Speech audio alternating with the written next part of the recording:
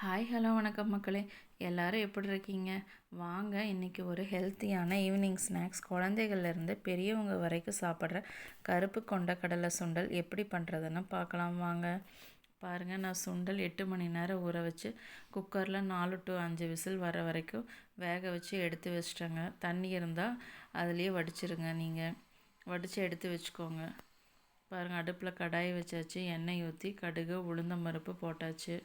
போட்டதுக்கப்புறம் நீங்கள் வெங்காயம், கருவேப்பிலை, பச்சை மிளகா இல்லாட்டினாலும் வரமிளகா போட்டுக்கலாங்க. அது கூட இஞ்சி இதெல்லாம் சேர்த்து ஒரு 2 மினிட்ஸ் நல்லா வதக்கிக்கோங்க. நான் சுண்டல் வேக வைக்கிறப்பவே உப்பு போட்டு வேக வச்சிட்டேங்க. பத்தலைன்னா இந்த டைம் நீங்கள் கொஞ்சம் உப்பு போட்டுக்கோங்க. பாருங்கள், 2 மினிட்ஸ் வதக்கினதுக்கப்புறம் சுண்டல் எடுத்து போட்டாச்சு. சுண்டல் நல்லா வதக்கிட்டு துருவி வச்ச தேங்காய் நீங்கள் இது கூட போட்டு தந்தீங்கன்னா சூப்பராக ஈவினிங் குழந்தைங்க சாப்பிடுவாங்க. இதில் ஹை ப்ரோட்டீன் இருக்குது சுண்டலுங்க.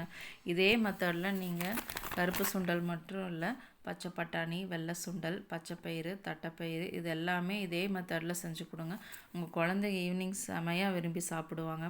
இது செய்கிறதுக்கு ரொம்ப பெரிய டைம்லாம் ஆகாதுங்க. சுண்டல் ஊற வைக்கிற டைம் மட்டும்தான் நமக்கு ஜாஸ்தி.